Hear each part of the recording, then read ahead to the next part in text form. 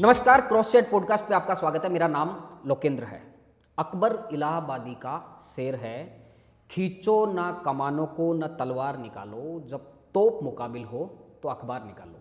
ये शेर मैं आज एक पत्रकार की खिदमत में पढ़ना चाहता हूँ, क्योंकि पॉडकास्ट स्टूडियो में जो पत्रकार आज मेरे साथ में मौजूद हैं, उन्होंने एक ज़बरदस्त धमाका कर दिया है। ऐसा धमाका कर दिया है कि उसकी गूंज अब राजस्थान ही नहीं बल्कि पूरे हिंदुस्तान में सुनाई दे रही है। राहत इंदौरी का भी एक शेर है कि एक अखबार हूँ, औकात क्या है मेरी, मगर शहर में आग लगाने के लिए काफ़ी हूँ। 14 दिसंबर 2025 को दैनिक भास्कर के फ्रंट पेज पर जो खबर थी, उसने ऐसी ही एक आग लगा दी। आग सिस्टम में लगी, सियासत के सफ़ेद लिबास में लगी, नेताओं के किरदार में लगी, और इस आग लगाने वाले पत्रकार का नाम है अवधेश आकोदिया। खबर की हेडलाइन थी कि माननीय ही कर रहे विधायक निधि में भ्रष्टाचार। खींवसर से भाजपा के विधायक रेवंत राम डांगा, हिंडौन से कांग्रेस की विधायक अनीता जाटव और बयाना से निर्दलीय विधायक रितु बनावत दैनिक भास्कर के कैमरे पर सरेआम विधायक निधि में भ्रष्टाचार करते हुए पकड़ी गई। अवधेश आकोदिया राजस्थान के उन गिने चुने पत्रकारों में शुमार हैं जिनकी खबर सत्ता से सवाल करती है, सिस्टम के बुनियाद पर चोट करती है और बताती है कि पत्रकारों के हौसले अभी जिंदा हैं। अब तक आपने हमारे पॉडकास्ट चैनल पर नेताओं के पॉडकास्ट देखे होंगे, ब्यूरोक्रेट्स के पॉडकास्ट देखे हैं, सोशल एक्टिविस्ट के पॉडकास्ट देखे हैं, लेकिन पहली बार एक पत्रकार का पॉडकास्ट मैं करने जा रहा हूं। तो हम सबसे पहले एक होनहार पत्रकार को उनके इस बेहतरीन स्टिंग के लिए अप्रिशिएट करते हैं और इसी भूमिका के साथ में स्वागत करते हैं राजस्थान के तेज तर्रार होनहार स्टिंग जर्नलिस्ट अवधेश आकोदिया का। सर, स्वागत है आपका। बहुत बहुत धन्यवाद लोकेंद्र जी, बहुत बहुत धन्यवाद। तो माहौल बना हुआ है अभी सर, आपका ज़बरदस्त माहौल बना हुआ है। बन गया है, बस मतलब मुझे ये सोच के नहीं किया था कि इस तरह का माहौल बनेगा। एक पत्रकार के तौर पर मेरा काम था कि ऐसी खबर हो जाए जिससे सिस्टम के कान थोड़ा सुनने लगे, थोड़ा बेहतर है वो चीज़ें। तो मेरा मकसद यही था, और उसमें सिर्फ एक ही ध्यान रखना था कि वो एरर प्रूफ हो, कोई गलती मेरी तरफ से नहीं हो। वो काम कर दिया था। बाकी जो हुआ वो लोगों ने जिस तरह से रिएक्ट किया वो मैंने पहले एंटिसिपेट नहीं किया था, उस तरह का कुछ। ठीक है, इस पूरे स्टिंग की इनसाइड स्टोरी पे तो हम बात करेंगे। मैं सबसे पहले अविनाश कल्ला जी का एक मज़ेदार ट्वीट अविनाश कल्ला जी का ट्वीट था कि भाई अवधेश आकोदिया कोई नया पत्रकार तो है नहीं, इससे पहले भी अच्छी खबरें की है, अच्छा इन्वेस्टिगेशन किया है, कोई विधायक पहचान नहीं पाया आपको? उन्होंने तो थोड़ा सलीके से लिखा। मेरे एक दोस्त ने उससे भी अच्छा एक कमेंट किया, फोन करके मुझे बताया, यार काहे के पत्रकार हो, एमएलए तो तुमको जानते नहीं तो वो नहीं जानते, ये मेरे लिए अच्छा था। जानते होते तो ये मैं कर नहीं पाता। तो पत्रकार को जानना जरूरी है कि एमएलए पत्रकार को पहचान? नहीं, बिल्कुल ज़रूरी नहीं है। पत्रकार का काम खबरें करना होता है, उसको खबरें करनी चाहिए। खबरें ही उसकी पहचान है, खबरों से ही उसका नाम बनता है। अब ये जरूरी नहीं है कि उसको सारे नेता ब्यूरोक्रेट से जाने, पर्सनली जाने, ये बिल्कुल ज़रूरी नहीं है। पर्सनली कौन कौन जानता है आपको? पर्सनली जो प्रोमिनेंट लीडर्स हैं दोनों पार्टियों के, दोनों पार्टियों के या जो अदर्स हैं यहाँ पे, वो सभी जानते हैं, वो तो सभी। जो जुम्मा विधायक बने हैं वो आपको नहीं जानते कि अवधेश आकोदिया भी कोई नाम? हाँ, नहीं, ये नहीं कह सकते कि जो फर्स्ट टाइम एमएलए हैं वही, कुछ 2-3 बार के हैं, उनसे भी कभी नहीं मिलाऊंगे। अभी हम आपने जो एक भयंकर स्टिंग किया है और कितना सुकून मिल रहा है उसके बाद में, किस तरह के फ़ोन आ रहे हैं, नींद अच्छी आ रही है कि नहीं आ रही है, और क्या चल रहा है अभी? देखिए, ये इस स्टोरी में करीब में 8 महीने से लगा हुआ था। ओ माय गॉड, 8 महीने की मेहनत है इसमें। मेहनत तो क्या कहेंगे, काम है मेरा, तो काम चल रहा था 8 महीने से। इसका मतलब ये नहीं है कि 8 महीने से सिर्फ इसमें लगा हुआ था मैं। दूसरी नहीं, आपकी स्टोरी लगातार आ रही है, दूसरी खबरें की हैं, मैं आपको लगातार पढ़ता हूँ, क्योंकि ये काम इस तरह का था कि इसमें जब टाइम मिलेगा, जब आप सामने वाला बंदा आपको टाइम देगा मिलने के लिए तभी जाओगे, या जब वो अवेलेबल होगा तभी आप जाओगे। रोज़ जा नहीं सकते, तो बीच में जब जैसे टाइम मिलता था वो करते थे, तो वो सब स्मूथली चलता रहा सारा का सारा। जब ये कंप्लीट हो गई, कंप्लीट होने के बाद स्ट्रेस इस बात को लेके हुआ कि एक तो जब स्टोरी पब्लिश हो तो वो एरर फ्री हो, उसमें कोई ऐसी गलती नहीं हो जिस पे मुझ पे सवाल उठे या भास्कर पे सवाल उठे। तो एक तो वो तनाव था, जिस दिन स्टोरी जानी थी उस दिन रात का। फिर जब स्टोरी पब्लिश हो गई, उस रात सोए थे कि आप 13 तारीख को? नहीं, मुझे नहीं लगता कि नींद आई थी, क्योंकि मैं 2-2:30 बजे तो ऑफिस से ही आया था रात को, और सुबह फिर 6 बजे से फ़ोन आना स्टार्ट हो गए थे। 2:30 बजे ऑफिस से आया, फिर खाना खाया आके, और फिर मुझे नहीं लगता कि नींद आई थी। आप सोए नहीं थे उस दिन? लेटा जरूर था, लेकिन कोई 30-40 मिनट की नींद आई, लगी हो, आँख लगी हो तो बीच में। बाकी क्या चल रहा था उस दिन रात में? क्या बस वही घूम रहा था वो तो सारा, कि सुबह क्या होगा? हाँ, मतलब होगा नहीं, सब जो किया है मैंने परफेक्ट किया है मेरी तरफ से, उसको कई बार मैंने क्रॉस चेक कर लिया है। बस वो ठीक चला जाए, उसमें कोई ऐसी एरर नहीं होगी जिसपे मेरे ऊपर या भास्कर के ऊपर सवाल उठे। धमकी आई कहीं से? नहीं, धमकी किसी से नहीं आई, धमकी किसी से नहीं आई। ठीक बात है। किसी ने, क्योंकि ये पहले जब आप इस तरह की कोई चीज़ करते हैं तो ये सारी चीज़ें तो पहले एनालिसिस कर लेते हैं कि क्या क्या हो सकता है। नहीं, बहुत मुश्किल होता है। जैसे मेरी जो जर्नलिज्म की जर्नी है वो एक स्टिंग जर्नलिस्ट के साथ में शुरू हुई थी, और वो मेरे बॉस थे। तो कई बातें मैंने पता की उनसे कि भाई एक तो स्टिंग करने के लिए एक तो आपके अंदर जोखिम लेने की अपार क्षमताएं होनी चाहिए कि आप जोखिम जैसे आपने एक जोखिम लिया, तो पता है कि आपकी इससे पहले जो स्टोरी आई है वो फोटोज़ के साथ में आई है। ऐसा पहली बार नहीं था कि अवधेश आकोदिया की फ़ोटो दैनिक भास्कर में पहली बार छपी हो। आपका जो किडनी वाला जो केस था वो नेशनल लेवल पे गया था, ठीक है। उसके बावजूद आप ये दुस्साहस कर पा रहे हैं कि आप एमएलएज के पास में जा रहे हैं डील करने के लिए अपनी शक्ल लेके। तो ये सब जो दुस्साहस है ना, मतलब इसको मैं अप्रिशिएट कर सकता हूँ कि पकड़े जाएंगे तो क्या होगा।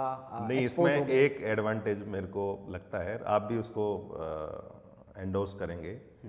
जैसे इस स्टोरी की मैंने, मेरे पास खूब सारे फ़ोन आए।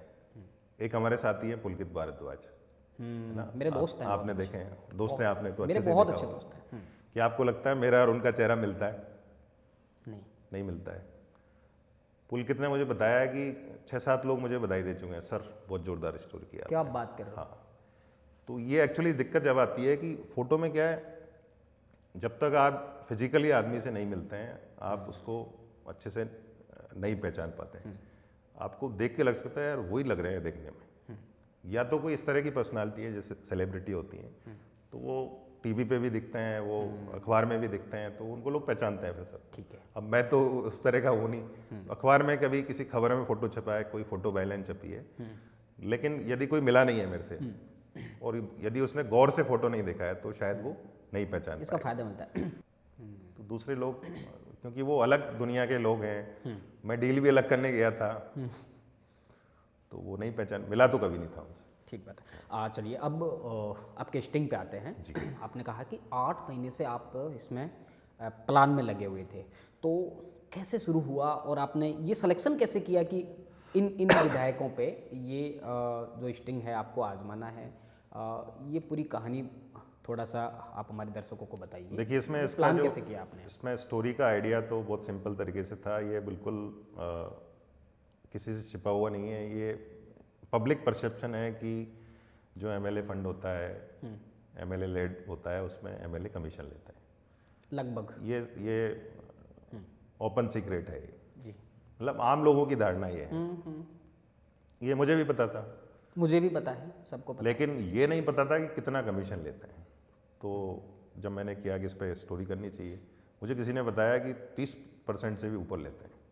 तो मुझे ये फिगर चौंकाने वाला लगा, क्योंकि 30% कमीशन होगा, इट मीन्स जो फर्म होगी, कंपनी होगी, उसका प्रॉफिट भी होगा।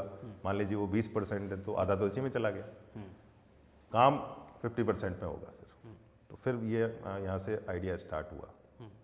फिर उसमें एक चुनौती ये थी कि इंटेंशनली या बाई चांस ये मैसेज नहीं जाना चाहिए कि अपना कोई एजेंडा है।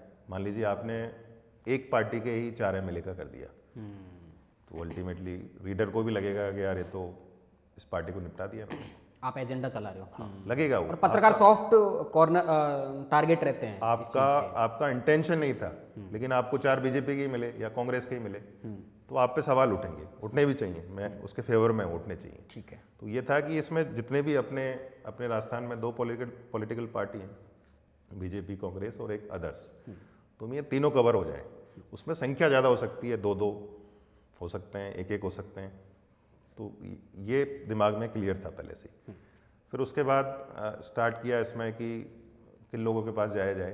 तो ऑब्वियसली ऐसे लोगों के पास जो मुझे नहीं पहचानते हैं, मतलब जिनसे 2-3 बार मिला हुआ हूँ वो पहचानते हैं, तो वो तो सब किनारे हो गए। फिर बचे जो नहीं जानते हैं, तो उसमें से मैं 3 लोगों का हुआ है, मैं मिला 8-10 लोगों से था करीब। अच्छा, आपने 8-10 लोगों पे ट्राई किया। हाँ, ट्राई किया तो इनिशियली किसी ने कह दिया कि नहीं बजट नहीं है। मैंने तो पूरा कर दिया है। तो मैंने ठीक है। नहीं, कमीशन पे तो वो भी राजी थे कि अगर नहीं, होता बजट। उनसे इनिशियली जैसे मैं आपके पास आया और मैंने बताया मैं ये काम करता हूँ, तो उन्होंने इनिशियली 30 सेकंड में ही मना कर दिया कि नहीं मेरे पास बजट नहीं है। और फिर मैं आगे बताने लगा कि नहीं बजट नहीं है, आपको बता दिया देखो। तो बात क्लोज हो गई वहीं पे। जिनको बताया मैंने और जिनसे बातचीत थोड़ी आगे बढ़ी, ये 3 लोग थे। 1-2 लोग और थे, मैं अभी वो नाम डिस्क्लोज नहीं करना चाहता, क्योंकि कोई भी एजेंसी लेगी तो वो सारे में जितने भी मेरे पास सबकी रिकॉर्डिंग है। जिन्होंने मना किया उनकी भी है, मतलब बजट नहीं है ये बोल के, तो वो सब मैं वहाँ पे सौंप दूंगा उस तरह से। कुछ लोगों ने कमीशन के बारे में बातचीत की थी, लेकिन ये कहा था कि यार अभी बजट नहीं है। मतलब उन्होंने आगे से डिमांड नहीं किया था, पूछा जरूर था रे क्या क्या सिस्टम रहता है आपका, बता दिया था। लेकिन उन्होंने बहुत ज़्यादा इंटरेस्ट कुछ लोगों ने शो नहीं किया था। इनसे इनिशियल लेवल पे बातचीत होती गई, इंटरेस्ट शो हुआ, तो इनसे बात फिर जाके मैच्योर हो गई। तो ये सारा मिलने का सिलसिला वो 6-7 महीने तक इनसे चला। कई बार मिला इनसे, उनके क्षेत्र में जाके जयपुर में। डायरेक्ट मिले थे या फिर बीच में आपने किसी आदमी नहीं, को- डायरेक्ट बिल्कुल डायरेक्ट। नहीं, ऐसा होता है ना कि एमएलए के कुछ कॉन्फिडेंशियल लोग होते हैं जो नहीं, ऐसा नहीं किया मैंने, डायरेक्ट ही किया। तो मैंने एक नंबर दूसरा यूज़ किया था, उससे कई बार फ़ोन करके भी टाइम लिया कि सर मैं मिलना चाहता हूँ आपसे, तो उन्होंने मिलने का टाइम भी दिया। तो इस तरह से मुलाकात हुई थी। ये जो तीनों लोग हैं इनसे फ़ोन पे भी कांटेक्ट में था मैं बाद में। अच्छा, हाँ। अवधेश नाम से ही मिले थे आप? नहीं, क्या नाम था आपका? ये तो ऋतु बनावत जी ने बता दिया है मेरा नाम, मनमोहन माथुर नाम से मिला था। मनमोहन माथुर नाम था मेरा। और मेरी एक फर्म थी, अच्छा। मतलब जो थी नहीं, मतलब बातचीत करने के लिए। एक डमी फर्म बनाई आपने? हाँ, तो सिर्फ बताने के लिए, एक विजिटिंग कार्ड में लिखने के लिए बस। तो वो देके ही और मैं, आप ठेकेदार बन के पहुंचते हैं नहीं उसका ऑनर बन के, अच्छा, जो फर्म थी उसका ऑनर बन के बनता था। कि भैया ऐसे ऐसे ठेकेदारी करते हैं, काम कर। ये काम करते हैं। अच्छा, तो सबसे पहले किससे जाके मिले आप? सबसे पहले उनसे मैं इन तीनों में से डांगा जी से सबसे पहले मिला था। यहीं जयपुरी? हाँ, जयपुरी मिला था। विधानसभा का सत्र चल रहा था तब की बात है। पिछला जो सत्र हाँ, है, पिछला जो वो चल सत्र रहा था। ठीक बात है। तो डांगा जी पहली बार में इंटरेस्टेड दिखे कि इनके साथ में? पहली बार में उन्होंने पूछा था कि क्या सिस्टम रहता है आपका। अच्छा, तो मैंने बताया सर 20% हम देते हैं। तो बोले गया नहीं यार, तो ज़्यादा देते हैं लोग। चलो बताऊंगा आपको। अच्छा, आपको लगा कि अब थोड़ा हाँ, क्योंकि वो बोल रहे थे ना कि ज़्यादा देते हैं लोग। तो फिर मैं दोबारा मिला, कई बार मिला उनसे। कई बार, तीनों से कई बार मिला हूँ। मतलब जो ऋतु बनावत हैं उनसे पहली बार मिला, लास्ट में जो रिकॉर्डिंग है। उनकी तरफ से डील कर रहे थे ऋषि बंसल? हाँ, उनसे मैं कई बार मिला, बयाने भी 2-3 बार गया, यहाँ भी गया। तो इस तरह से ये सारा हुआ। ठीक है। उसके बाद में अनीता जाटव। अब इसमें ध्यान एक चीज़ और रखनी थी।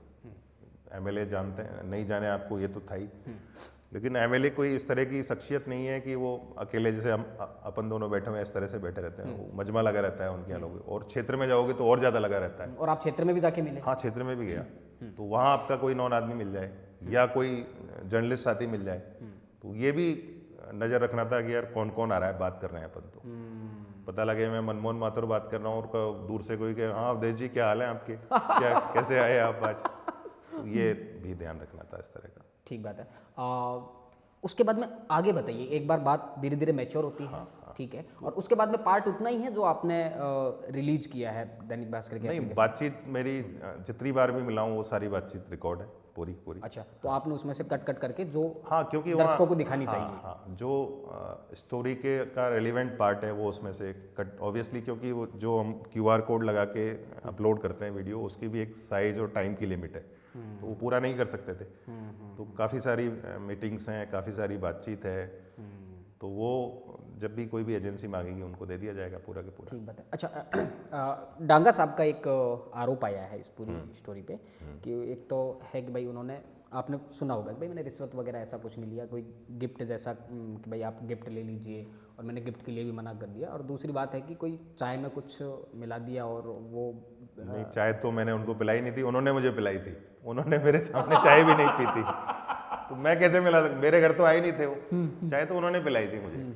हो सकता है उन्होंने कुछ मिला दिया हो तो मैंने नहीं, पैसे। उसमें उनका आरोप है कि भाई चाय में कुछ मिला दिया और फिर मैं तो बैग गया, और उसके बाद में जैसे जैसे हुआ वो। नहीं, वैसे इस तरह का कुछ चल रहा बोला है उन्होंने वाकई में, मैंने नहीं सुना है इस तरह नहीं का नहीं नहीं, कुछ। ऐसी बातें चल रही हैं। अच्छा। हाँ हाँ, कि कोई गिफ्ट का ऑफर किया था आपने? नहीं, मैंने उनको परसेंटेज पे उन्होंने डील की, मैंने 20 बताया जो इनिशियल मीटिंग में था। फिर बीच में मिले तो मैंने 25 बताया उनको, तो 25 बोले कि नहीं। मैंने कहा सर 30 कर देंगे, तो बोले कि नहीं यार, कई लोग तो 40 करते हैं, मतलब ज़्यादा हो जाएगा ये। नहीं यार 40 करते हैं, करो आप 40। मैंने सर नीचे अफसर भी लेंगे, उनको फ़ोन कर देना या तो आप। तो बोलते हैं कि नहीं फ़ोन तो कर दूंगा, लेकिन यार वो उनको कुछ तो करना पड़ेगा, नहीं तो वो अडंगा लगाएंगे। अधिकारियों को कुछ तो राजी तो करना। हाँ, राजी तो करना पड़ेगा उनको, नहीं तो अडंगा लगाएंगे। फिर मैं उनको ऑफ़र करता हूँ 50,000 रुपये, तो एक बार उसको वो रखवा लेते हैं, हाथ में नहीं लेते हैं, बाद में दे देना। हाँ रखवा लेते हैं वहाँ पे। ऐसे सोफे पे बैठे हुए थे तो कुशन के पीछे रखवा लेते हैं। फिर उसके बाद बातचीत कर देते हैं। फिर वो कहता है कि नहीं यार मेरे को 50 लाख का काम दूंगा मैं, 40% हुआ 20 लाख रुपए, तो जो मेरा कमीशन है उसका 50% दो तो मैं लेटर दूंगा आपको। तो मैं उसमें कन्विंस कर रहा हूँ उनको कि नहीं सर बहुत ज़्यादा है। और एक एलिगेशन, हाँ इसको क्लियर कर देता हूँ मैं। उसमें मैं उनसे बातचीत में बोल रहा हूँ सर कि हम 55 MLA का काम करते हैं, तो सबका सिस्टम यही रहता है। अब ये क्योंकि मैं एक फर्म का ओनर बन के मिल रहा हूँ, तो मैं कह रहा हूँ इतने लोगों का हम आप काम अपनी करते प्रोफाइल हैं। बता रहे हैं हाँ, कि इतने प्रोफाइल लोगों के बता साथ रहा काम हूँ। किया है। इतने लोगों का काम करते हैं, तो उसमें इस तरह से कोई नहीं लेता है, हम इतना ही टोकन देते हैं, और जब वर्क ऑर्डर होता है तो पूरा पेमेंट कर देते हैं। सबका सिस्टम यही रहता है। तो उसको कई लोग इस सेंस में चला रहे हैं कि नहीं 50-55 MLA का स्टिंग भास्कर ने किया था, 3 का रिलीज़ किया है, वैसा नहीं। वो एक बातचीत जिससे उनको डाउट नहीं हो। तो मैं तो जो बन के गया हूँ उसी लहजे में बात करूंगा, तो वो सामान्य बातचीत है कि हमारी। स्टिंग से तो एक बात और समझ आई मुझे कि एक पत्रकार को एक्टर भी होना चाहिए, क्योंकि आप जिस तरह से डील कर रहे हैं ना सर, वो ऐसे लग रहा है कि जैसे प्रॉपर ठेकेदार बात कर रहा है कि सर कर देंगे, हाँ सर आपका नहीं, मैंने ये करने से पहले बकायदा जो ट्रेनिंग ली थी? जो मेरे नहीं, ट्रेनिंग तो नहीं ली थी, समझा था कि जो लोग किस तरह का काम करते हैं, जो कुछ जानकार हैं मेरे, उनसे पूछा था कि यार कैसे करते हो, कैसे बात करते हो, कैसे ऑफर देते हो, वो सामने से मांगते हैं या इनिशियली स्टार्ट कैसे करते हैं, तो वो सारा सीखा था एक तरह से। तो वो और वो ट्रेनिंग काम में आ गई। हाँ, काम आई। ये बात मालूम किस किस को थी कि अवधेश आपको दिया एक इस तरह के मिशन पे लगे हुए हैं? आपके परिवार में से किस किस को मालूम था, या फिर आप जिस संस्थान में आप काम कर रहे हैं वहाँ के एडिटर को, एक मैनेजमेंट टीम को? क्योंकि फाइनली आपको एक खबर करने के बाद में जाना उन्हीं लोगों के पास पड़ता है कि मैंने ये कहानी की है, तो उसके बारे में मैं थोड़ा सा जानना चाह रहा हूँ। देखो, बिल्कुल मैं नट शेल में क्लियर बता देता हूँ उसमें। मेरे परिवार में, मेरे दोस्तों में, मेरे परिचितों में किसी को नहीं पता, और वो मेरी किसी स्टोरी के बारे में पता नहीं होता है। ये तो बहुत सेंसिटिव थी, इससे 98% कम सेंसिटिव का भी पता नहीं होता है कि कल क्या आने वाला है। इवन मेरे घर में भी पता नहीं होता है किसी को। पता सिर्फ 2 लोगों को थी स्टोरी के बारे में, मुझे और जो मेरे बॉस हैं, जो नेशनल एडिटर हैं भास्कर के, LP पंत सर को। और उनको सिर्फ ये पता था कि इस तरह की स्टोरी हो रही है। विधायकों के नाम जब तक स्टोरी कंप्लीट, जिस दिन स्टोरी कंप्लीट हुई थी उसी दिन उनको पता चला था। विधायक मैंने ही सेलेक्ट किए थे। उनका ये मैंडेट जरूर था कि अपने को ऐसा नहीं दिखना चाहिए कि हम किसी के खिलाफ एजेंडा चला रहे हैं। सारी चीज़ फैक्ट के साथ होनी चाहिए। एजेंडे का मतलब कि आप किसी एक पार्टी को टारगेट कर दें, किसी को छोड़ दें, ऐसा नहीं दिखना चाहिए। कि हमारा जो मकसद है इस स्टोरी को करने का, वो है कि जो सिस्टम में करप्शन चल रहा है उसको लोगों के सामने लाना, उसको सरकार के सामने लाना। तो ये उनको पता थी, मुझे पता थी। MLA कौन है, किन से बात हो रही है, ये सिर्फ मुझे पता थी। ये आपके बॉस को भी नहीं पता? नहीं पता थी उनको। ठीक है, जब आपने स्टोरी कंप्लीट करके दी, कंप्लीट कर दिया और मैंने बता दिया, लिखने से पहले बता दिया मैंने, सर ये 3 हो गए। उसका कुछ जो पार्ट था उनको वो वीडियो भी दिखाए, सर ये इस तरह से कंप्लीट हुआ। लेटर दिखाए, 2 लोगों के लेटर थे मेरे पास, ये सर है। फिर बाकी बातचीत में सब है, मैंने कहा सब है। फिर मैंने वो स्टोरी ड्राफ्ट की, जो रेलिवेंट वीडियो थे वो निकाले, और फिर वो सारे उन्होंने सुने, सारी चीज़ देखी। वो इनिशियली मतलब इस तरह की सेंसिटिव स्टोरी है तो सारी उन्होंने देखी भी पूरा अच्छे से। कितना अप्रिशिएट किया बॉस ने? नहीं, बहुत ज़बरदस्त। कितना क्रेडिट देते हैं आप बॉस को इस इतनी नहीं, बड़ी पूरा पूरा क्रेडिट है बॉस को सबसे पहले और हमारे संस्थान को, क्योंकि इस स्टोरी में समय लगा, संसाधन लगे, तो दोनों की। और दूसरा, ये जिस तरह की स्टोरी थी उसको करना एक अलग टास्क है, उसको पब्लिश करना एक दूसरा टास्क है।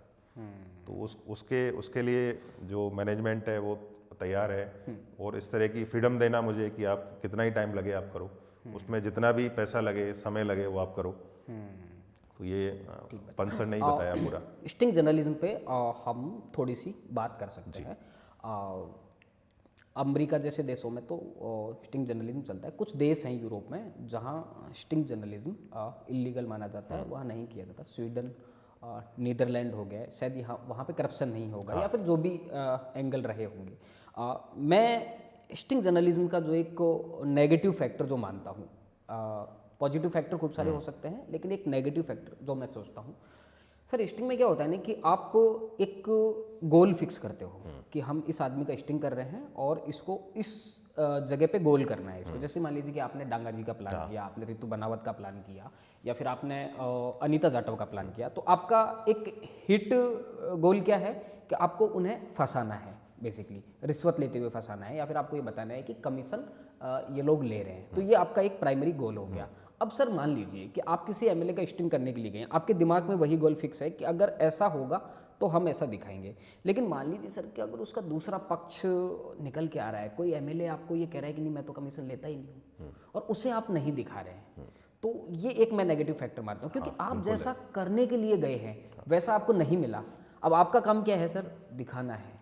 तो इस पे बतौर स्टिंग जर्नलिस्ट आप देखिए, बिल्कुल क्लियर है एकदम कि आपको आपका मूल मकसद क्या है। आपका मूल मकसद है कि जिस भी, इस स्टोरी की बात मत करिए आप, किसी की भी, जो करप्शन चल रहा है उसको आपको एक्सपोज करना है। तो इसका मतलब ये नहीं है कि आप चीज़ें आपकी तरफ से मैनिपुलेट करेंगे। आप मतलब हर हाल में आप चाहेंगे कि आदमी इस तरह का बोले, ये बिल्कुल नहीं है। वो बिल्कुल नेचुरल लगना चाहिए, क्योंकि आप एक उससे दूसरे नाम से, दूसरे प्रोफेशन से मिल रहे हैं। क्योंकि इसमें मैं एक फर्म का मालिक बना, कोई दूसरी स्टोरी में दूसरा आदमी बन सकता है। जैसे मैंने आरजीएचएस की स्टोरी की थी तो मैं खुद एक मरीज बन के गया था। तो उस तरह की चीज़ें होती हैं, तो आप बन के मिल रहे हैं। तो इसका मतलब ये नहीं है कि आपको, आप जैसा रिजल्ट चाहते हैं वैसा ही वो करे। वो नहीं करेगा तो आपके पार्ट से दूर हो जाएगा। आप कोई दूसरा आदमी ढूंढिए जिसमें चीज़ परफेक्ट होनी चाहिए, वो वैसा ही होना चाहिए जैसे इस वाले केस में वो एक जो कारपेट, खादी के कारपेट सप्लाई करने वाली कोई फर्म है, जैसे उससे डील कर रहा है वही डील उसमें दिखनी चाहिए पूरी पूरी। सर किसी एमएलए ने आपसे मान लीजिए कि डील करने से मना कर दिया, नहीं कि आप तो खराब लोग हैं, आप तो हमें कमीशन दे रहे हैं, मैं तो कमीशन खोरी करता ही नहीं हूँ, तो आपको नहीं लगता वो चीज़ दिखानी चाहिए? बिल्कुल दिखानी चाहिए थी, यदि कोई बोलता तो। कोई बोला नहीं ना ऐसा, कोई बोला नहीं ऐसा। लेकिन किसी भी जर्नलिस्ट ने आज तक ये दावा नहीं किया, किसी भी जर्नलिस्ट ने आज तक ये खुलासा नहीं किया, जो जर्नलिस्ट स्टिंग करते रहे हैं कि हम ये गोल बना के गए थे, ये सोच के गए थे, लेकिन रिजल्ट वहाँ पे इसका अपोजिट मिला, और उसका जो एक अच्छा पार्ट है वो ये है। ऐसा होना चाहिए? वो होना चाहिए, लेकिन वो इसलिए नहीं होता है। उसका रीज़न बताता हूँ मैं आपको कि आदमी इनिशियल जो है ना एक्सरसाइज करके जाता है। जिस किसी से भी मिलता है तो उसका बैकग्राउंड देखता है, उसके बारे में पब्लिक की ओपिनियन क्या है वो पूछता है लोगों से, तभी उसको चांस लगता है ना कि यार ये मेरा टारगेट हो सकता है।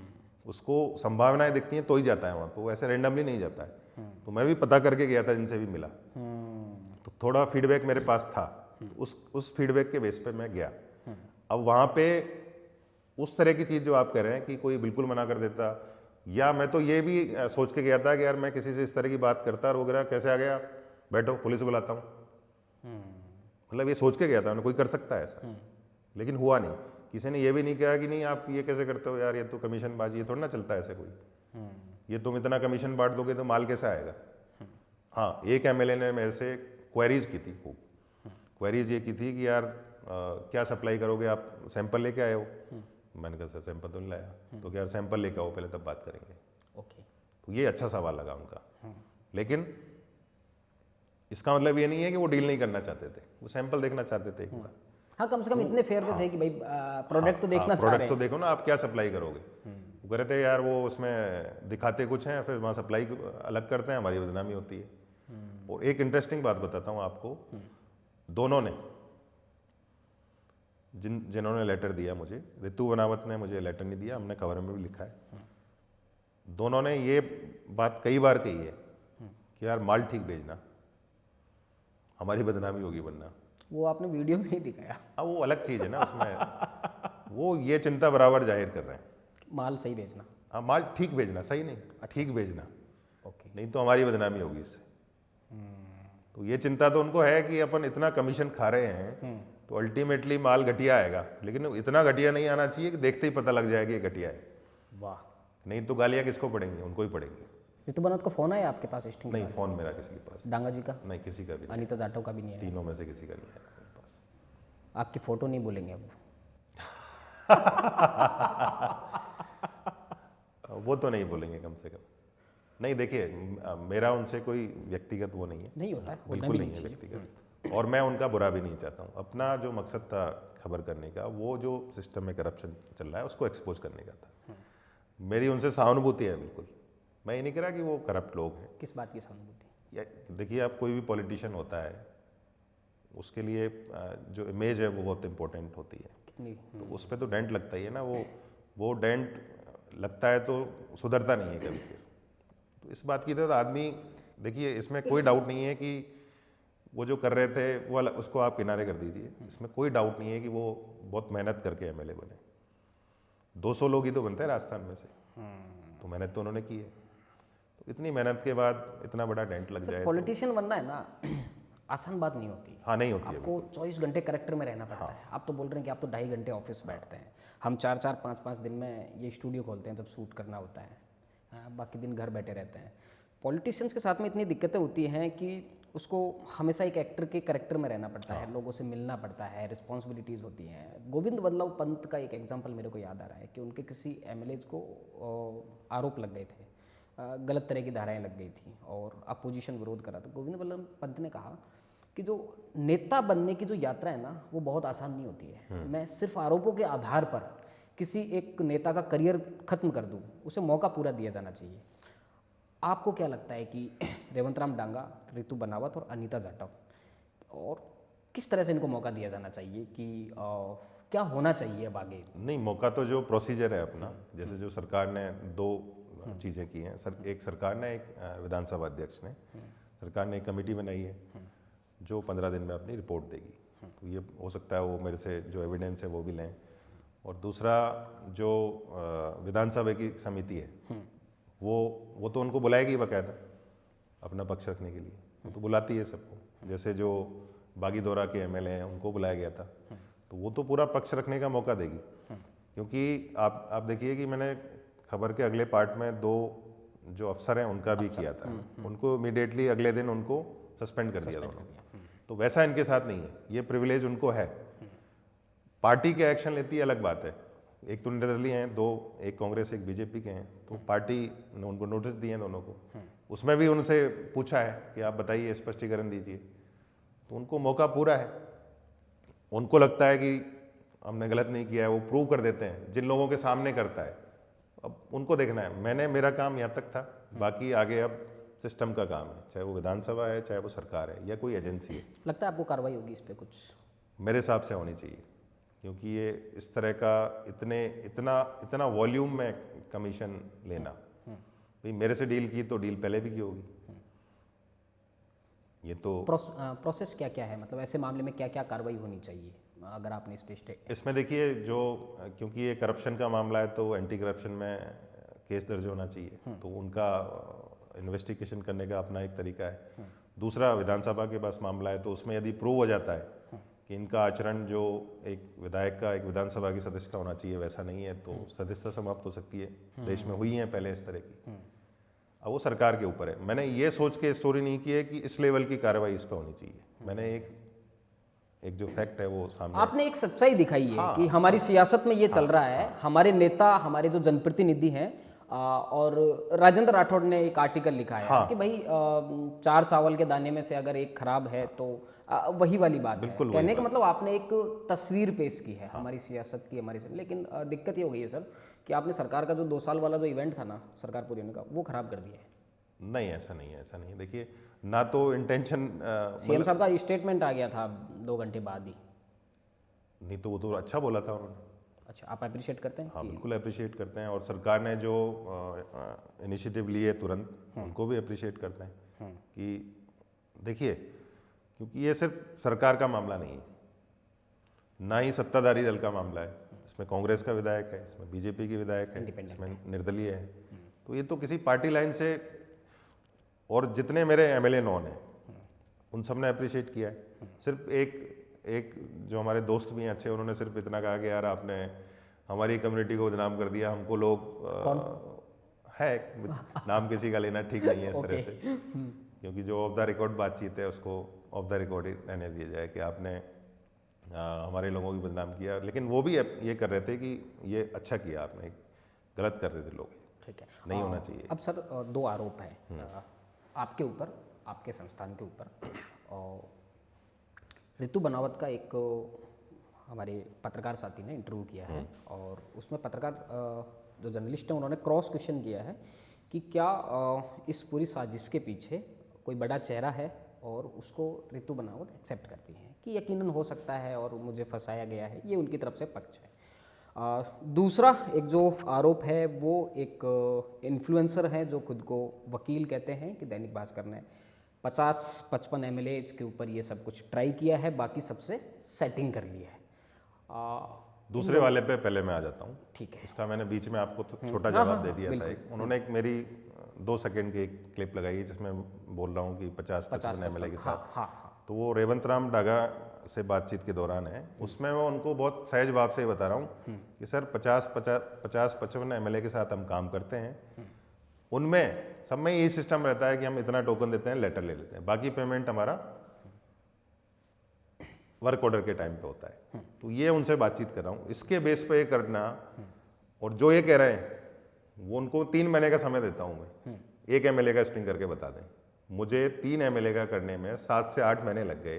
50-55 का मेरे पास होता ना तो हम पूरे 50-55 का छापते एक साथ, या 4 का होता, जितने का भी होता, वो ऑब्वियसली पूरा की पूरा छपता, क्योंकि वो लोग न्यूज़ रूम के कल्चर से वाकिफ़ नहीं है, वो जो भास्कर का वर्क कल्चर है उससे वाकिफ़ नहीं है, तो वो लोग कुछ भी कह सकते हैं। वो कुछ तो लोग कहेंगे। नहीं, उनके पास ये फिगर कहाँ से आया 50-55? वो मेरे एक वीडियो में से जो मैं बोल रहा हूँ रेवंत राम डागा से। नहीं, फिर उन्होंने आरोप लगाया कि सेटिंग कर ली भास्कर ने। नहीं, सेटिंग कर ली तो इसके कुछ प्रमाण दें। वो सेटिंग कर ली, वो चुप तो नहीं। ये जो बात है, ये ऐसा नहीं है कि हमेशा कारपेट के नीचे, वो भले ही खादी की कारपेट हो जो सप्लाई कर रहा था मैं, ठीक बात है, उसके नीचे छुपी नहीं रह सकती, वो बाहर आएंगी 100%। ठीक बात है। एक और जो रितु बनावत का एक जर्नलिस्ट ने इंटरव्यू किया, उनका पक्ष ये है, वो डे 1 से वो एक प्रेस कॉन्फ्रेंस उन्होंने बयाना में की थी, एक जयपुर में की थी। जयपुर में बाकी पत्रकार साथियों के उन्होंने बातचीत की थी। उनके 3 पॉइंट है अपनी सफाई के कि मैंने कोई पैसे की बात नहीं की, मैंने कोई लेटर नहीं दिया, मेरे सामने पैसे की कोई बात नहीं हुई। तो हमने खबर में ये तीनों चीज़ें छापी नहीं है। हमने बिल्कुल नहीं कहा है कि उन्होंने पैसे की बात की, हमने ये भी नहीं कहा है कि उनके सामने पैसे की बात हुई, हमने ये भी नहीं कहा है कि उन्होंने लेटर दिया हमको। उनके पति ऋषि बंसल ने बात की है सारी, वो बातचीत का ब्यौरा पूरा हमने छापा है। मैं उनसे पूछता हूँ कि उन्होंने एक्चुअली, दोनों ने, ये दोनों की मौजूदगी की बात है। रितु बनावत ने भी मेरे से कहा कि यार हमने पिछले साल 30 लाख का काम दिया था, ये हमारी लोकल फर्म को बयाना की, क्योंकि बयाना में भी खादी का काम काफ़ी होता है पुराने टाइम से। तो उसमें बड़ी दिक्कतें आई थी पेमेंट को लेके। जो सीईओ हैं भरतपुर में लगे हुए हैं, आईएएस हैं, नए हैं, सीएम साहब ने लगा रखे हैं, तो वो उन्होंने बड़ा वो किया था, उसमें अड़चन लगाई थी, परेशानी आई थी, पेमेंट बहुत मुश्किल से हुआ था। तो मैंने कहा मैडम आप तो दे दीजिए, मैं करवा लूँगा सब। अब ऑब्वियसली मैं काम लेने के लिए गया हूँ तो ये बोलूँगा, ठीक है, तो कि नहीं अब इस बार तो बजट भी नहीं है मेरे पास, तो अगली बार देखती हूँ, बात करूँगी उनसे पहले, फिर मेरे को कोई दिक्कत नहीं है देने में। ये उनकी बातचीत है, ठीक है, ये बातचीत हो जाती है। उसके बाद क्योंकि इस तरह के एक हॉल में बैठे हुए थे, वहाँ वो जन सुनवाई भी करती हैं, लोगों से भी मिलती हैं, दोनों लोग साथ बैठते हैं। 2 सोफे ऐसे लगे हुए हैं, बाकी ऐसे लगे हुए हैं, तो उस पर दोनों पे वो बैठते हैं। ठीक है। तो क्षेत्र के उनके कुछ लोग आ गए थे, वो अपनी जो भी बात थी वो कहने लगे। तो मुझे लगा कि अब यहाँ क्योंकि लोग आ गए हैं तो बातचीत मेरा भी करना ठीक नहीं है, तो फिर मैं वहाँ से उठ के आता हूँ ऋषि बंसल के पास, उनसे बोलता हूँ सर 1 मिनट बात करनी थी, आ जाइए।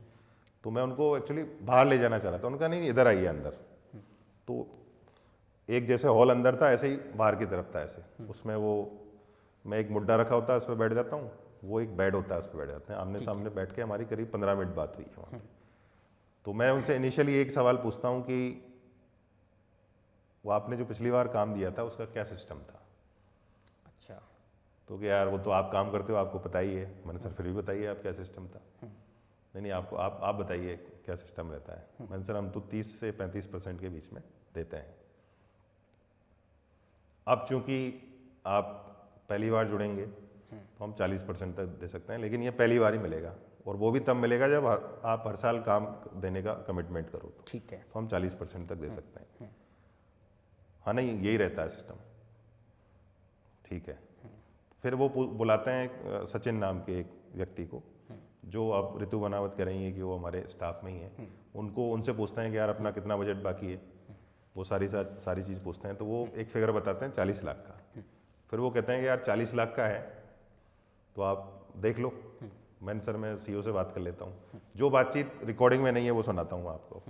तो वो बोलते हैं कि सीईओ से बात कर लो आप, कि आपसे तो नहीं करेगा यार सीधे वो। मैंने कहा नहीं मेरे एक जानकार है, उनके जानकार है वो। ठीक है। तो उनसे फ़ोन करवा के मैं मंडे को मिलूंगा उनसे, फिर आपको बताता हूँ कि आप उनसे बात कर लो।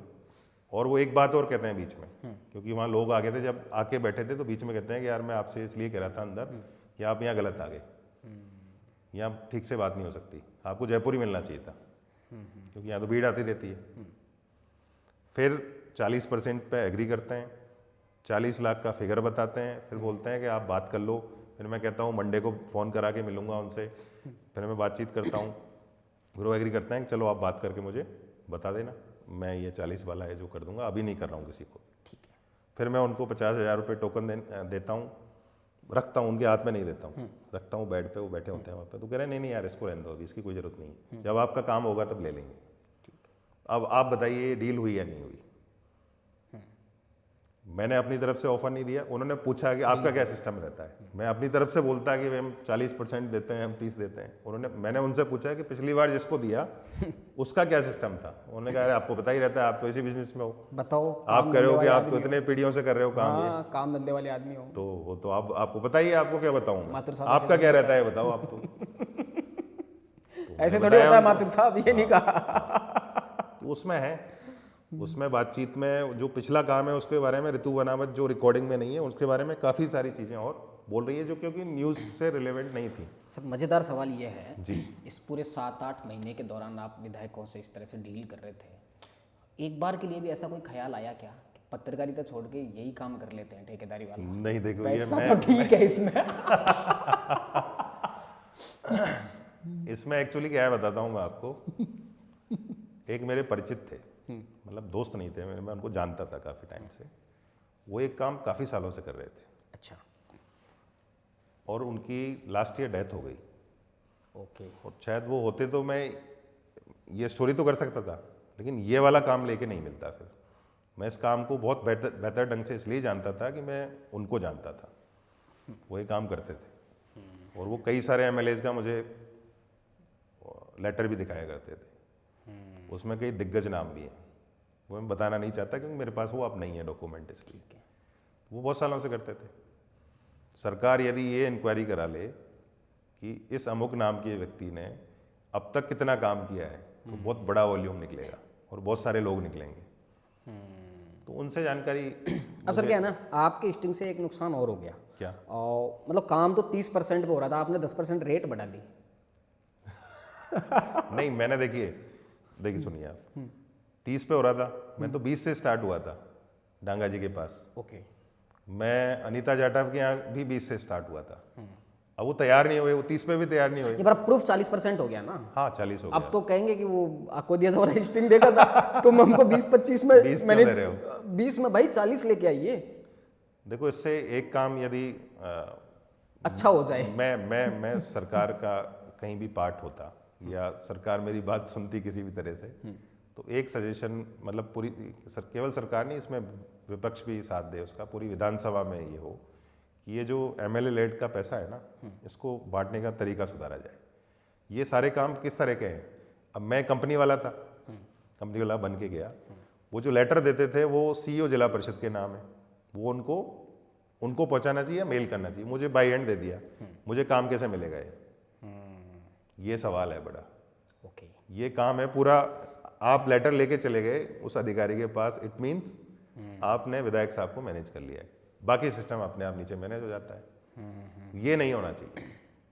कैसे सुधारा जा सकता है? इसको सुधारा जा सकता है। देखिए, ये जो जैसे खादी का वो था कारपेट, फर्श इसको बोलते हैं, तो उसकी क्या है, इसकी बिडिंग नहीं होती है, टेंडर नहीं होता कोई इसका। इसकी रेट तय कर रखी है, जैसे खादी बोर्ड ने तय कर रखी है, लेकिन उसमें क्वालिटी अलग अलग है सबकी।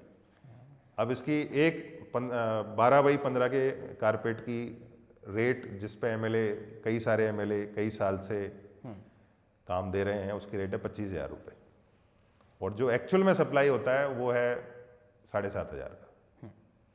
बाकी का सारा पैसा या तो प्रॉफिट है या कमीशन है। तो मेरा ये सजेशन है इसमें कि ये वाला जो प्रोसेस है ना, आप डायरेक्ट किसी को ऑर्डर किसी रेट के बेस पे नहीं दोगे। आपको कुछ खरीदना है तो आप बिडिंग करो, उसकी ऑनलाइन बिडिंग करो, तो कंपनी वाला आपसे पहले नहीं मिल सकता, फिर बाद में उससे कमीशन ले लें आप, लेकिन वो इतना नहीं होगा। फिर उसको पता है ना, मैं L1 आया हूँ, मेरे को ठेका मिला है तो मैं ही करूँगा काम, ये मुझे हटा तो सकते नहीं। और दूसरा जो अपने यहाँ एमएलए लेट का पर्पज है, वो बिल्कुल उसमें साफ साफ लिखा हुआ है कि कौन से काम कराएंगे आप। स्थायी परिसंपत्तियों का निर्माण जी। सड़क, नाली, कमरा, यही काम कराने हैं। कहीं लाइब्रेरी बनवानी है तो यही काम कराने होते हैं जी। एक्चुअली वो 5 करोड़, उसका नाम एमएलए लेड है, विधायक निधि जिसको आम भाषा में बोलते हैं, लेकिन पैसा तो जनता का है ना, आम जनता का। वो तो रिकमेंड करते हैं सिर्फ, तो वो जनता के ऐसे काम में अब वो इतने सारे वो खादी के कारपेट खरीद के करेंगे क्या उनका? ठीक बात है। वो मतलब एक चीज़ और इंटरेस्टिंग बताता हूँ आपको, एक भी एमएलए ने मेरे से ये नहीं पूछा कि इसमें इसकी स्कूलों में ज़रूरत है या नहीं है। उनको ये भी नहीं पता है कि इस ब्लॉक में कितने स्कूल हैं, गजब। किसी को भी। और आपने एक चीज़ और याद आई मेरे को, ऋषि बंसल से जो मेरी बातचीत हुई है, तो मैं उनको कह रहा हूँ, सर हम आमतौर पे जो सीबीओ होता है ब्लॉक में, उसको इसमें कार्यकारी एजेंसी बनाते हैं, तो आपकी ठीक है क्या उनसे? दोनों से 2 ब्लॉक उनके आए, तो कह रहे हैं यार वो जो बयाना ब्लॉक में ना, वो तो कोई इधर से आई है, कोटपुतली बहरोड साइड से, यादव है कोई, तो उसको तो सरकार ने ज़बरदस्ती भेजा है, तो वो तो यहाँ मतलब रहना ही नहीं चाहती यहाँ पे, तो उससे तो नहीं है। अब उससे तो आपको ही बात करनी पड़ेगी।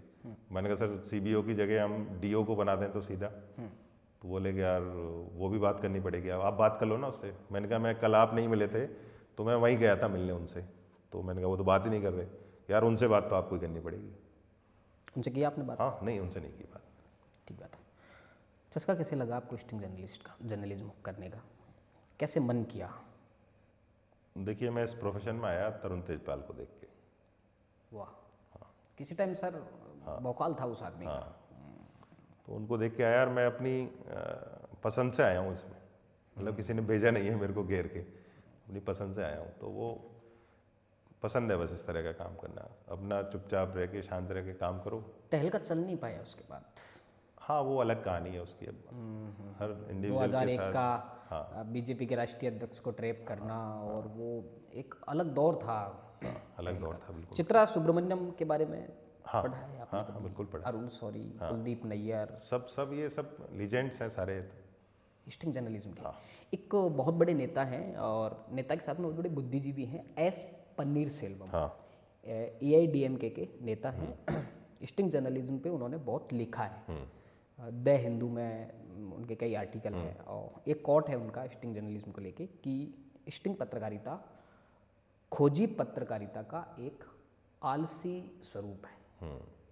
मतलब वो एक आलसी पत्रकारिता कहते हैं उसको, कि जो आलस्य से भरे लोग होते हैं, जो खोजी पत्रकारिता नहीं कर सकते। नहीं, मैं देखिए, मैं सिर्फ स्टिंग नहीं करता हूँ, मतलब मैं खुद को स्टिंग जर्नलिस्ट नहीं कहता हूँ, मैं इन्वेस्टिगेटिव जर्नलिस्ट ही खुद को मानता हूँ, उसका एक स्टूडेंट ही मानता हूँ आज भी खुद को। तो उसमें जैसे मैंने एक स्टोरी की थी जो केशवराय पाटन के एमएलए हैं CL जाति को लेके। हाँ, जाति को लेके। तो उसमें मैंने उनके करीब 150 साल पुराने दस्तावेज निकाल के सब स्टडी किए थे 3 जिलों में से जाके। तो वो केवल डॉक्यूमेंट बेस्ड स्टोरी थी, लेकिन उसमें टाइम लगा, इतने सारे डॉक्यूमेंट देखने पड़े। इन्वेस्टिगेटिव स्टोरी हो गई। उस तरह का है। अब जैसे जो किडनी वाला मामला था तो उसमें स्टिंग नहीं था। नहीं, इस पे बात करेंगे। ये आपकी कुछ स्टोरीज हैं, मैं तो कई बार ढूंढ के पढ़ता हूँ अवधेश आकोदिया की जो कहानियाँ हैं। अच्छा, एक चीज़ बताइए, राजस्थान में पिछले 2-2.5 साल में, 1.5-2 साल में जितनी भी बड़ी स्टोरीज निकली हैं वो अवधेश आकोदिया की डेस्क से ही कैसे निकली हैं? नहीं, ऐसा नहीं है। नहीं सर, आप देखिए ना, नहीं, किडनी वाला तो इतना बड़ा मामला था, नहीं, हेल्थ पे आपने वो इतनी मामला अच्छी हुआ, stories लेकिन की। सिर्फ ये कहना कि सिर्फ मेरे यहाँ से निकली ऐसा नहीं है। दूसरे साथियों ने भी अच्छा काम किया है, हमारे यहाँ भी किया है, दूसरे संस्थानों में भी किया है, अच्छी स्टोरीज हुई हैं। पुलकित जी अच्छा स्टोरी कर रहे हैं आजकल। हाँ, कुछ एक मैंने भी किए हैं कुछ, मतलब मैंने भी प्रयास किया है उसमें। तो जो किडनी वाला मामला था वो आपकी हाँ, नॉलेज इस पे थोड़ा सा बताइए। मैं हमारे दर्शकों को बता दूं, ये जो एक कहानी है, एक स्टोरी है अवधेश आकोदिया की, और इस स्टोरी पे अवधेश जी को अवार्ड मिला था। हाँ, अवार्ड मिला था आपको। अब इसकी आप कहानी बताइए। इसकी हेडलाइन है 921 विदेशियों के किडनी ट्रांसप्लांट, खबरें भी छप रही थी, वही अनजान जिनके एनओसी पर साइन। क्या कहानी थी सर, ये एक बार थोड़ा सा इसमें ये हुआ था, जो फोर्टिस हॉस्पिटल है जयपुर वाला, वहाँ पे बांग्लादेशी आ रहे थे बहुत सारे। जो डोनर है वो आ रहे थे किडनी ट्रांसप्लांट के लिए। जो डोनर है वो भी बांग्लादेश के थे और जो रिसिपिएंट है वो भी बांग्लादेश के थे, और वो सिर्फ एक ही हॉस्पिटल में आ रहे थे, बांग्लादेशी, फोर्टिस में। तो पहली बात तो ये चौंकाने वाला था कि वो वहीं क्यों आ रहे थे। तो वहाँ पे जो ट्रांसप्लांट हुए थे वो मैंने 3 या 4 महीने का फिगर निकाला था, तो 28 लोग थे वो टोटल बांग्लादेश के। हाँ, उनको मैंने बांग्लादेश में जाके उन 28 लोगों को ढूंढा था। यहाँ से मैं एड्रेस वगैरह लेके गया था उनको वहाँ बांग्लादेश गए थे? हाँ, बांग्लादेश गया था मैं, 5 दिन वहाँ पे रुका था। तो 28 लोग, जिसमें से 14 रेसिपिएंट थे, 14 डोनर थे, तो उनको जाके ढूंढा वहाँ पे। तो वो जो रेसिपिएंट थे जिनकी किडनी लगी, ट्रांसप्लांट हुई, वो एक भी उस डोनर का नाम नहीं जानते थे कि किसकी किडनी लगी हमारे।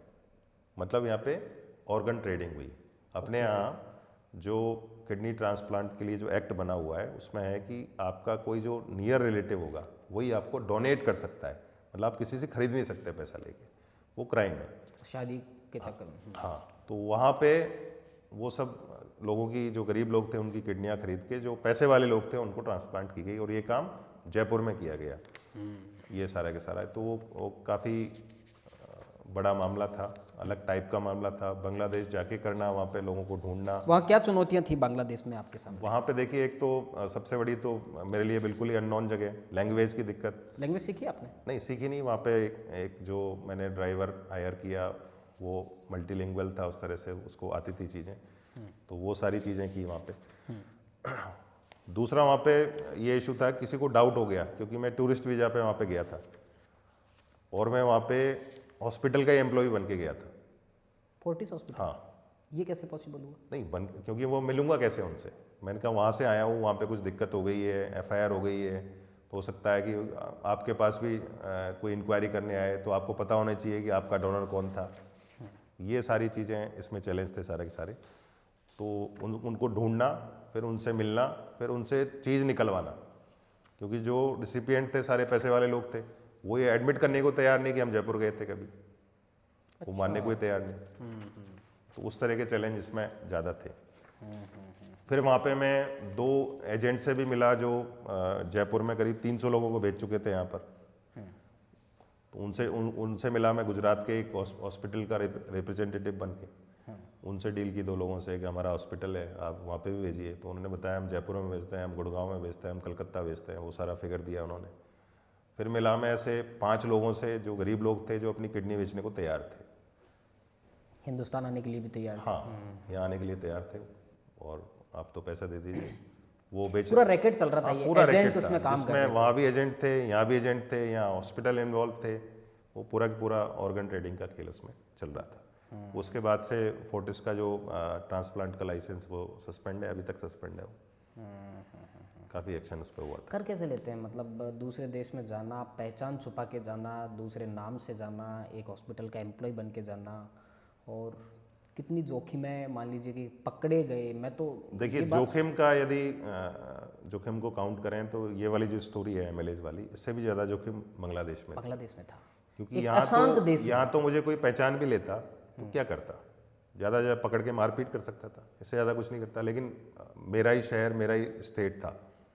लेकिन वहाँ यदि मान लीजिए जितने भी जो पूरा नेक्सस चल रहा था उसके ये जो एजेंट्स हैं वो पकड़ लेते, या पुलिस को इन्फॉर्म कर देता कोई कि ये जर्नलिस्ट है और ये पहचान बदल के ऐसे घूम रहा है, यहाँ पे आया तो टूरिस्ट बन के, तो पुलिस भी पकड़ लेती। तो आप किसी भी कंट्री में इस तरह से जाते हैं तो वो सीधा आरोप लगाते हैं जासूसी करने आए थे, फिर अंदर एजेंट्स के चक्कर में आ गए तो आप बाहर के आदमी हो, आपको कहीं मार के पटक देंगे, कौन आपको ढूंढने वाला है, कुछ भी करने वाला है। तो वहाँ रिस्क का जो पैमाना था वो काफ़ी ज़्यादा था। वो अलग टाइप की स्टोरी थी, ये अलग टाइप की स्टोरी थी, रिस्क उसमें ज़्यादा थी। डर नहीं लगता था वो? नहीं, डर तो नहीं लगता था भाई। देखिए, एक ऐसा देश सर जहाँ तख्ता पलट हुआ है। मैं वहाँ पे गया था तो उससे पहले मेरे जितने भी पुलिस में जिनसे दोस्ती है, सीबीआई में जिनसे है, रॉ में जिनसे है, मैं सबसे बातचीत करके गया था अच्छे से। तो उन्होंने 2 ही चीज़ें बताई थी कि ये किसी भी तरह से डिस्क्लोज नहीं होना चाहिए कि आप फोर्टिस के एम्प्लॉय नहीं हैं। ओके। ये डिस्क्लोज होते ही आपको दिक्कत होगी। आईडी कार्ड लेके गए थे आप? हाँ, सब बना के ले गया था, आईडी कार्ड, विजिटिंग कार्ड बना लिया? हाँ हाँ, सबको करना पड़ता है। सब यहाँ भी बनाया था मैंने, विजिटिंग कार्ड वगैरह तो विधायक महोदयों को, माननीयों को देने के लिए काफ़ी लोगों को बांटा था मैंने। आईडी कार्ड कहाँ से बनाया आपने? वो बन जाता है सब, वो अलग पर्पज़ के लिए गए थे। घर वालों को बता के गए थे कि ऐसे? ढाका जा रहा हूँ ये तो पता था, कोई खबर करने जा रहा हूँ, अच्छा। क्या करने जा रहा हूँ, कैसे करना जा रहा हूँ, ये नहीं बताया था। और आपके एडिटर को पता था? हाँ, ऑब्वियसली उनको पता पंत था। साहब को? हाँ, उनको पता था। कमाल है सर, मतलब मैं अगर तो मैं मतलब अप्रिशिएट कर सकता हूँ आपको, और ये कह सकता हूँ ऑन कैमरा कि आपके जैसे कुछ लोग हैं जो इतना जोखिम लेते हैं, और उस दौर में जब पत्रकारिता को सर लगातार कटघरे में खड़ा किया जा रहा है और पत्रकारों को उस तरह से नहीं देखा जा रहा है, तो तब आपके जैसे कुछ लोग आते हैं जिनकी वजह से कि एक पूरी बिरादरी को फ़क्र से सर उठाकर जीने का मौका मिलता है कि देखिए। नहीं, उसको कुछ मत बोलिए आप, कई लोग बोलिए, कई लोग हैं मतलब मेरे जैसा अच्छा काम कई लोग कर रहे हैं। वो उनमें से एक हो सकता हूँ मैं, लेकिन काफ़ी लोग काम कर रहे हैं इस तरह का। और क्योंकि जो जर्नलिस्ट हैं ना वो भी सोसाइटी से ही आते हैं, नेता भी वहीं से आते हैं, तो कहीं भी जो अपनी वैल्यूज़ हैं वो नीचे गिर रही हैं, तो वो जर्नलिज्म में भी गिर रही हैं, पॉलिटिक्स में भी गिर रही हैं, ब्यूरोक्रेसी में भी गिर रही हैं, सब जगह मिलेंगी आपको, क्योंकि लोग अल्टीमेटली समाज से ही आते हैं, तो आपको उसका रिफ्लेक्शन हर जगह आएगा आपको। कैसा लगता है सर जब पत्रकारों को क्रिटिसाइज किया जाता है एक अलग एंगल से, एक अलग तरीके से? देखो, सबका अपना ओपिनियन होता है, लेकिन तकलीफ तो नहीं होती है। कभी कभी खराब लगता है ये कि जो चीज़ों को समझते नहीं है, न्यूज़ रूम का वर्क कल्चर क्या होता है, किसी ऑर्गेनाइजेशन का वर्क कल्चर क्या होता है, उसके बिना पे ही आप कोई भी एलिगेशन आप लगा दो बिना सिर पैर का, तो तब थोड़ा खराब लगता है। बस आप पे तकलीफ भी नहीं आरोप होती है। लगाए जा रहे हैं? हाँ, वो तो मेरे को भास्कर ने मैनेज कर लिया, पहले से ही प्रिपेयर रहता हूँ इस तरह की चीज़ों के लिए, होंगी चीज़ें। अब लोगों के पास, जिनके पास कोई काम नहीं है, तो कुछ कहने से भी कैसे चूक सकते हैं। यही काम है आजकल, तो वो यही करेंगे, करना चाहिए, वो उनका काम है। खैर, एक और खबर है आपकी। थानों में भाड़े के ऑपरेटर बना रहे चार्जशीट, केस डायरी, कोर्ट से पहले सबूत लीक, एएसआई ने खुद अपना आईडी पासवर्ड दिया। भास्कर का सबसे बड़ा खुलासा, पुलिस के एफआईआर से चार्जशीट तक का पूरा काम ठेके पर। हाँ, ये बड़ी इंटरेस्टिंग स्टोरी थी। गजब की कहानी थी ये। हाँ, ये मेरे साथी हैं ओम प्रकाश शर्मा, उन्हीं का आइडिया था बेसिकली। ओके। दोनों ने मिलकर हमने साथ में की थी ये। और थाने में जो पूरा CCTNS जो इनका पूरा सॉफ्टवेयर है, जो केंद्र ने पूरे देश में लागू कर दिया है, लेकिन वो आईओ उसमें टाइपिंग कैसे करेगा, उसको आती है कि नहीं आती है, थाने में टाइपिंग करने वाले लोग हैं या नहीं, ये किसी ने भी ऊपर से नीचे तक सोचा नहीं। तो वो बाहर के लोग रखते हैं। तो हमने पूरा ये सिस्टम समझा, फिर हम भी चले गए काम करने जयपुर के थानों में। तो हमने भी जाके काम किया इस तरह से, और उनसे उन्होंने डील कर ली कि 10,000 रुपये महीने एक आईओ के देंगे आपको, और जो ऊपर की कमाई होगी उसमें से भी हिस्सा मिलेगा आपको। मस्त रहो, आ जाओ, आप तो लाख रुपए महीने कमाओगे यहाँ पे। आपको सिर्फ टाइप करना है, लेकिन टाइप ऐसे नहीं कि आपके पास बैठ के हम बोलेंगे कुछ, आपको ही करना है कि इसमें देख के इसमें बयान दर्ज करना है गवाहों के, फिर उसमें FIR लगानी है, चालान करना है, सब आपको ही लिखना है। तो आईओ वो तो दूसरा काम कर रहे हैं, असली इन्वेस्टिगेशन कोई एक दूसरा आदमी कर रहा है, तो उस तरह का मामला है।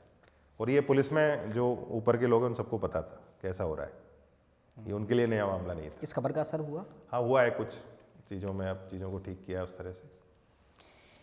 ये एक और बेहतरीन कहानी है आपकी, बेहतरीन स्टोरी। अजमेर ब्लैकमेल कांड से 33 साल बाद 7 लाख रुपए मुआवजा मिला। पीड़िता लेने गई तो कहा पहचान साबित करो, दोबारा कोर्ट गई तो मिला। हाँ ये देखिए बहुत चर्चित मामला था, आपको पता है। अजमेर ब्लैकमेल कांड।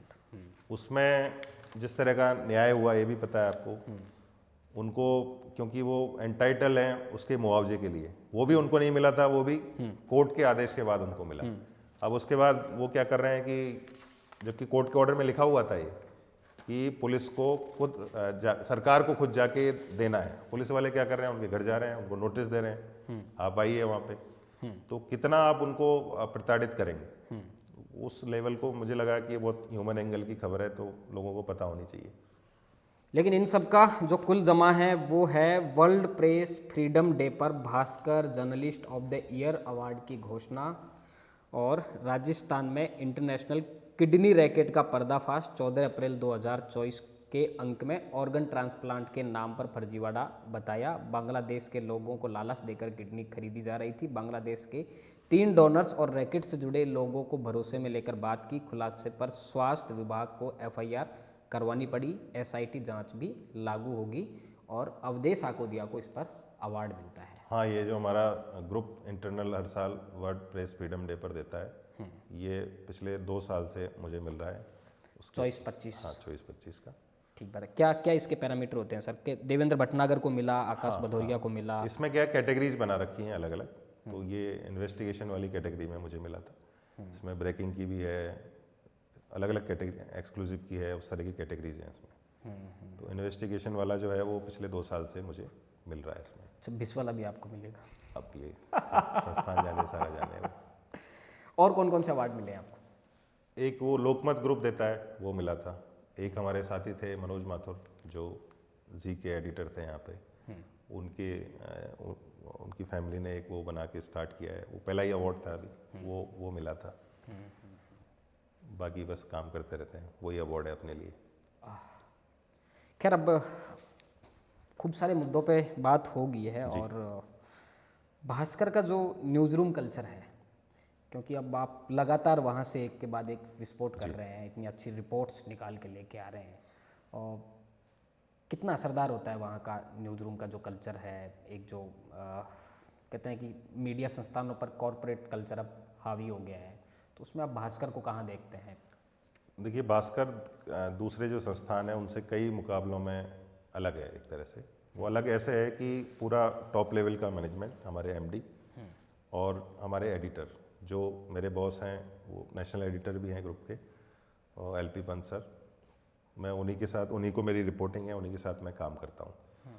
तो उनके जैसा जज्बा जो है ना खबरों के लिए, मैंने दूसरे आदमी में नहीं देखा। मतलब खबरों को जीते हैं वो लगातार, सुबह से लेकर रात तक। सुबह भी फ़ोन करेंगे तो खबरों की बात करेंगे, रात दिन में मिलेंगे, शाम को मिलेंगे तब भी खबरों की बात करेंगे। तो पूरा खबर को नेक्स्ट लेवल पे कैसे ले जाना है, ये उनको बहुत अच्छे से आता है। खबर को डिस्प्ले कैसे करना है, ये खबर कितनी बड़ी है। एलपी पंत साहब की एक किताब है न्यूज़मैन वर्क, वो मैंने पढ़ी है। हाँ। कमाल का, मतलब मैंने उस किताब से समझा कि एक न्यूज़ रूम के अंदर का कल्चर कैसा होता है। पंत साहब उसमें क्या है, देखिए कई लोग इन्वॉल्व होते हैं न्यूज़ में। आपके डेस्क के साथी भी हैं, आप रिपोर्टिंग के हैं, कुछ आइडिएशन के लोग भी हैं, सब लोग हैं। तो ये जो पूरा दिखता है काम किसी भी बड़ी स्टोरी में या बड़े कैंपेन में, बड़े प्रोजेक्ट में, वो पूरी टीम का काम होता है। जैसे मैंने स्टोरी की, मेरा काम स्टोरी लाके उसकी कॉपी लिख के देने का था, उसको बनाना भी था, उसकी हेडलाइन, उसकी सब हेडिंग, उसमें क्या क्या बॉक्स लगने हैं, क्या फ़ोटो लगने हैं, ये पूरी टीम का काम होता है। तो पूरी टीम जब एक वेवलेंथ से काम करती है तो अच्छा आउटपुट आता है। तो इस मामले में हमारा जो न्यूज़ रूम है वो बहुत शानदार है। हर चीज़ पे डिस्कशन होता है, किस तरह से चीज़ों को बेटर कर सकते हैं, आइडिया शेयर करते हैं। तो उसको जैसे पंत सर हैं तो किस तरह से ये खबर तो ठीक है, लेकिन ये क्या इसमें करें कि ये बड़ी हो, मतलब लाइन ठीक है, क्या क्या चीज़ इसके इर्द गिर्द करें कि ये बड़ी खबर हो सकती है। और जैसे इस स्टिंग का बताता हूँ आपको, इस स्टिंग को ऐसे भी किया जा सकता था जैसे ऋतु बनावत का हुआ। मैं गया, बातचीत की, मैं 3 MLA से और कर लेता ऐसे ही। एक तरीका ये हुआ। एक तरीका ये हुआ कि मैंने उनको टोकन अमाउंट भी दिया, उनसे लेटर भी लिया। तो कौन सा आपको ज़्यादा पावरफुल लगा दोनों में से? आप जहाँ आपने लेटर भी लिया है, पैसे भी दिए, क्योंकि आप तो पूरा जैसे एक कोई दूसरा बिजनेसमैन होता है जो लेके आता काम, वैसे आप लेके आ गए। तो ये सारी चीज़ें उस वर्क कल्चर से ही निकलती हैं कि किस लेवल का काम चाहिए होगा आपको। मतलब ये पैरामीटर है, आप यहाँ तक करेंगे तो वो ग्रेट स्टोरी कहलाएगी, यहाँ तक करेंगे तो वो ऑर्डिनरी स्टोरी होगी, यहाँ तक करेंगे तो एवरेज होगी। तो ये पूरा न्यूज़ रूम का कल्चर इस तरह से बनता है। ठीक बात है। अभी आप किसी मिशन पे हैं? नहीं, मिशन चलते रहते हैं हमेशा। देखिए, कोई भी जो मतलब इस तरह के स्पेशल प्रोजेक्ट पे काम करते हैं, चाहे वो इन्वेस्टिगेटिव जर्नलिस्ट हैं या दूसरी किसी कैटेगरी में काम करते हैं, वो ऐसा तो है नहीं कि एक खबर में है वो कंप्लीट हो गई फिर दूसरी सोचेंगे। वो पाइपलाइन में खबरें रहती हैं कई सारी, तो उन पे जैसे जैसे टाइम मिलता है, जैसे जैसे वो मैच्योर होती हैं, वैसे चलता रहता है। MLA तो नहीं फंसेंगे सर अब आपसे? नहीं, हम MLA से बात भी नहीं करनी है ना, MLA कर रहे तो हो गया है तो क्यों करना है उनका? कितनी बार वो माहौल बन गया है वो शोले मूवी में है कि बेटा सो जा नहीं तो गब्बर आ जाएगा।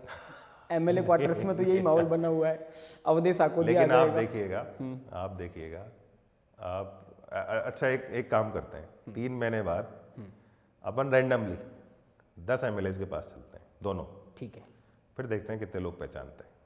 ऐसे ही मिलने चलते हैं। ऑन कैमरा आप सर? हाँ, बिल्कुल कह रहा हूँ, ऑन कैमरा कह रहा हूँ कि 3 महीने बाद दोनों हम 10 MLAs के पास जाएंगे, उनमें से कितने लोग पहचानते हैं देख के। नहीं पहचानते, ये तो मैंने भी नहीं पहचाने। हाँ, नहीं पहचाने। पहचान भी मतलब एक ऐसा चश्मा लगा होता है कि मतलब समर्थकों का, अपने कार्यकर्ताओं का ऐसे जिंदाबाद लगी रहती है, फूल मालाओं से लदे रहते हैं नेता, कि फिर वो सच देखना नहीं चाहते हैं और सच दिखता नहीं है। भैरू सिंह शेखावत का कमेंट है सर, भैरू सिंह शेखावत ने कानून बना दिया तो उसका विरोध हो गया। पूछा कि यार शेखावत साहब आप तो बड़े समझदार आदमी हो, इतने मैच्योर नेता हो, कि यार समझदार तो हैं, पर ये कार्यकर्ता आते हैं, घोड़ी पर बिठाते हैं, मालाओं से लाद देते हैं, नारा लगता है राजस्थान में एक ही सिंह, भैरू सिंह, तो कुछ दिखता ही नहीं है नीचे। अब अवधेश साकोदिया नीचे बैठे हैं कुर्सी पे, तो फिर विधायक जी को कैसे दिखेगा? हाँ, बस वो उनका थोड़ा माहौल इस तरह सीख है ये, विधायकों के लिए सीख है कि आप सच्चाई को देखना सीखो, कौन आपसे मिल रहा है, किस तरीके से। नहीं, कुछ नेताओं की मेमोरी जो है इस मामले में बहुत शार्प है। जैसे कई लोग हैं जो एक बार मिल लेते हैं, वो नहीं भूलते हैं। जैसे आप नाम बताओ। जैसे प्रताप सिंह भी हैं, 7वीं बार के MLA हैं। वो अपने क्षेत्र के करीब 1 लाख लोगों के नाम जानते हैं। क्या बात कर रहे हो? हाँ। दूसरा, एक बार किसी से मिल लिए, हो सकता है उसका नाम भूल जाए, वो चेहरा याद रहेगा कि यार अपन मिले थे पहले, कहाँ मिले थे अपन, कब मिले थे। अच्छा। हाँ, राठौड़ साहब हैं, राजेंद्र राठौड़, हाँ, उनका भी ऐसा ही है। हाँ उनका तो ये तो मैंने महसूस। भैरव सिंह जी का था ऐसे ही, गहलोत साहब का ऐसे ही। वो आइडेंटिफाई आपको कर लेंगे। ये एक लीडर एक बार मिलने का मतलब कि आपसे 5 मिनट बात हुई है बैठ के। अब मिलने आप भीड़ में लोग खड़े हुए हैं, वहाँ पे आपने देख लिया, वो अलग चीज़ है। तो वो कुछ लोगों में है क्वालिटी। राठौड़ साहब ने तो अप्रिशिएट किया, आर्टिकल लिखा है आज। हाँ, नहीं सभी लोग कर रहे हैं जिनसे फोन आया राठौड़ साहब का आपका? हाँ, बात हुई थी उनसे। ओके, क्या कहा राठौड़ साहब ने? बता रहे थे कि यार गलत है, मतलब हम लोगों के लिए शर्मनाक है कि हमारे जो साथी हैं हमारी, वही इस तरह का कर रहे हैं, नहीं होना चाहिए। और ये राजस्थान में तो ऐसा होगा, ये कभी सोचा भी नहीं था इस तरह की चीज़ें निकलेंगी राजस्थान में। ठीक बात है।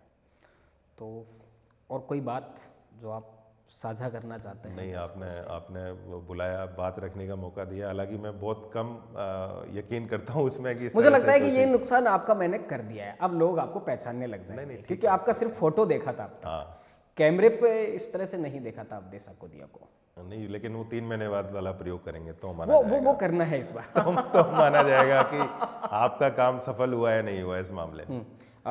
3 महीने बाद, यानी कि हमें फरवरी के बाद में, हाँ, 10 MLAs के पास 10 MLAs के पास रैंडमली जाएंगे। ठीक है। और वो देखते ही पहचानते हैं, नहीं पहचानते हैं, अपना परिचय देंगे तो पहचान ही जाएंगे। फिर देखते हैं, मिलते हैं उनसे कि सर, अब उनको कहेंगे कि सर पहचानिए, आपसे मिले हुए हैं पहले, आपने देखा है मुझे, इस तरह से। ठीक बात है। और फिर हम दर्शकों को बताएंगे कि हमने ये एक्सपेरिमेंट इस तरह से किया और और इसका ये हमारे रिजल्ट रहा। एमएलएज की ये कौन कौन पहचाना हमें और कौन कौन नहीं पहचाना। बिल्कुल कर सकते हैं आप ये। तो सर बहुत अच्छा लगा आपसे बात करके और मैं एक बार फिर आपको अप्रिशिएट करना चाहता हूँ। You are gem, you are rock and you are star of journalism. नहीं नहीं, आपने मैं समय अभी मैं स्टूडेंट ही हूँ अभी जर्नलिज्म का, और वही बने रहना चाहता हम हूँ। सब स्टूडेंट हैं, ठीक बात है। और ये बहुत अच्छी बात है कि आप स्टूडेंट बने रहना चाहते हैं।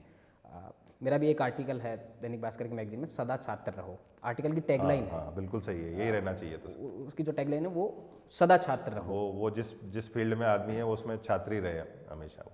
सर बहुत अच्छा लगा आपने मुझे भी वक्त निकाला, आपने इतनी सारी बात की, खुलकर बात की।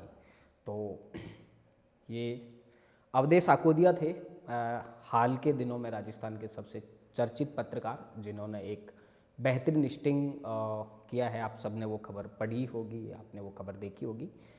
इसी तरह के कुछ और बेहतरीन पॉडकास्ट के लिए आप लगातार क्रॉस चैट के साथ में जुड़े रहिए। धन्यवाद।